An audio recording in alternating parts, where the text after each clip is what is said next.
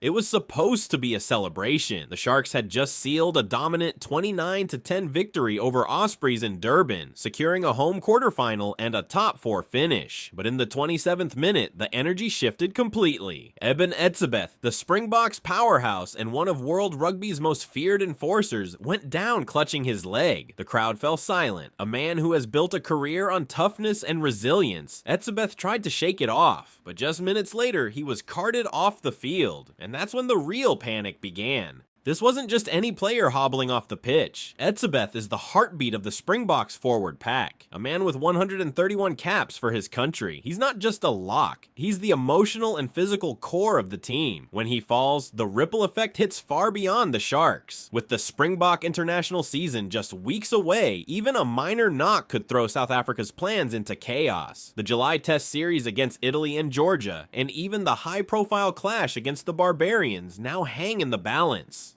The worst part? Etzebeth's scare isn't happening in isolation. The Springboks are already grappling with a growing injury list. Grant Williams, Jordan Hendrickse, and Lucanio Am have all been sidelined, and now Etzebeth joins the list. These aren't just squad members, they're key players in Rassie Erasmus' setup. And when the team relies on experience and cohesion, losing leaders this close to a critical stretch is more than just bad luck. It's a structural threat to South Africa's rugby dominance.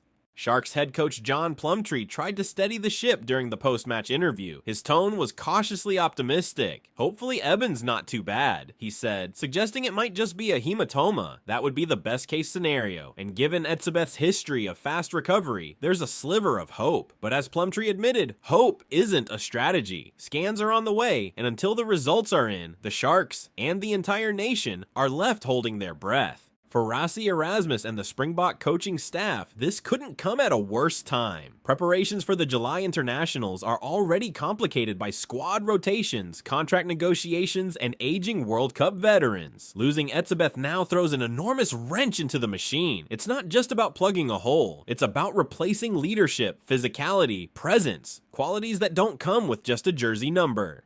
In South Africa, rugby is more than a game, it's a symbol. And when a giant like Etzebeth limps off the pitch, it's as if the symbol falters. Fans are worried, journalists are speculating, coaches are scrambling, social media is filled with anxious posts and heated debates. Will he make it back in time? Is it even worth the risk? Should South Africa be looking at contingency plans or putting faith in a miracle recovery? This is the million-rand question. Who replaces Eben Etzebeth? South Africa has depth, no doubt, but depth doesn't equal Etzebeth. His unique blend of aggression, athleticism, and leadership is virtually unmatched. Finding a player to match that, both tactically and spiritually, is a daunting task. And even if the coaching staff finds a stand-in, can they really maintain the same intensity and identity? There's also the danger of rushing him back. History has shown that hasty returns from injury often backfire, especially in a sport as punishing as rugby. Etzebeth may want to fight through it, and the coaches might be tempted to let him. But with the 2025 season and long-term performance at stake, any decision must balance short-term urgency with long-term sustainability. One wrong move could cost not just a game, but an entire campaign. Back in Durban, the Sharks can't afford to slow down. As Plumtree made clear, they'll go full throttle against the Scarlets. There's no room for hesitation in playoff rugby, but the reality is that their defensive backbone might be missing. The team's mindset has to shift, from relying on Etzebeth to proving they can win without him. The pressure is mounting, and the emotional weight of losing a leader could linger longer than the scoreboard shows.